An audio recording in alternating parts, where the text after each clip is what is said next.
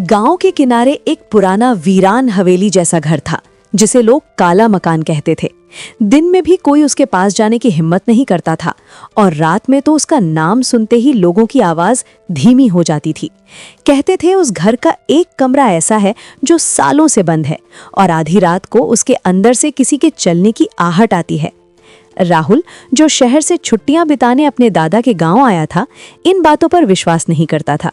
उसे लगा गांव वाले बस डरपोक हैं और कहानियां बनाते हैं। उसने ठान लिया कि वो खुद जाकर सच्चाई पता करेगा।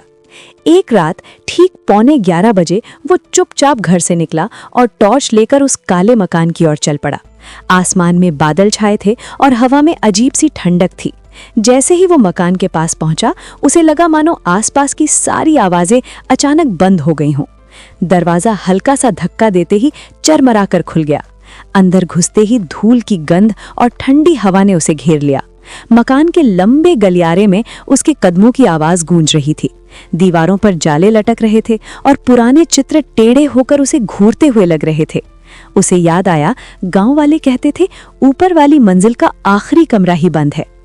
राहुल सीढ़ियां चढ़ने लगा। हर कदम के साथ सीढ़ियां क्रीक क्रीक की आवाज कर रही थी, जैसे किसी को उसकी मौजूदगी पसंद नहीं आ रही हो। ऊपर पहुंचकर उसने देखा गलियारे के आखिर में एक लकड़ी का दरवाजा था जिस पर जंग लगा ताला लटका हुआ था। घड़ी में 11:59 हो रहे थे। राहुल का दिल तेज धड़कने लगा, पर उसने खुद को संभाला और ताले को छुआ। ताला ठंडा था, बहुत ठंडा, जैसे बर्फ हो। ठीक 12 बजे अचानक अंदर से ठक ठक ठक। राहुल का हाथ वहीं जम गया। आवाज फिर आई, इस बार जोर से, ठक ठक ठक। उसकी सांसें तेज हो गईं। उसने खुद से कहा, शायद हवा होगी या कोई जानवर। पर तभी अंदर से धीमी आवाज आई, कोई है? राहुल के रोंगटे खड़े हो गए। आवाज साफ थी, किसी बूढ़े आदमी की। डर और जिज्ञासा के बीच फंसा राहुल धीरे धीरे झुका और ताले को देखने लगा। तभी बिना छुए ही ताला खुद ब खुद खटक की आवाज से खुलकर नीचे गिर गया। दरवाजा अपने आप चरमराते हुए खुलने लगा। अंदर घुप अंधेरा था। राहुल ने कांपते हाथों से टॉर्च जलाई और रोशनी कमरे में डाली। कमरा बिल्कुल खाली था, ना कोई आदमी, ना कोई फर्नीचर। सिर्फ दीवारों पर अजीब अजीब निशान बने थे, जैसे किसी ने नाखूनों से खुरचा हो। अचानक पीछे से वही आवाज आई, तुम देर से आए। राहुल बिजली की तरह पलटा, पर पीछे कोई नहीं था। अब आवाज कमरे के अंदर से आई, मैं यहां हूं। टॉर्च की रोशनी कांपते हुए कमरे के कोने में गई। वहां फर्श पर एक धुंधली परछाई बैठी थी।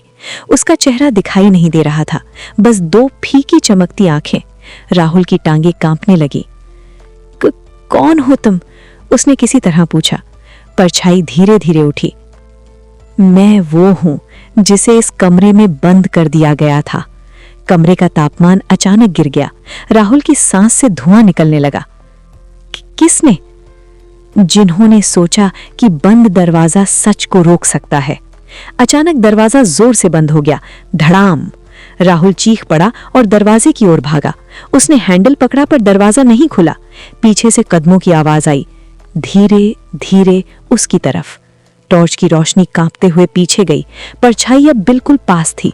उसने फुसफुसाकर कहा, अब तुम आ गए हो तो मैं जा सकता हूं। और अचानक परछाई हवा में घुल गई। उसी पल दरवाजा अपने आप खुल गया। राहुल बिना पीछे देखे भागता हुआ सीढ़ियां उतर गया, घर से बाहर निकला और सीधे अपने घर पहुंचा। उस रात वो सो नहीं पाया। सुबह गांव वालों ने देखा, काले मकान की ऊपर वाली खिड़की खुली हुई थी और दरवाजे पर धूल में उंगलियों से लिखा था, धन्यवाद, अब मैं आजाद हूं। उस दिन के बाद उस कमरे से कभी कोई आवाज नहीं आई, पर राहुल जब भी रात में आईने में देखता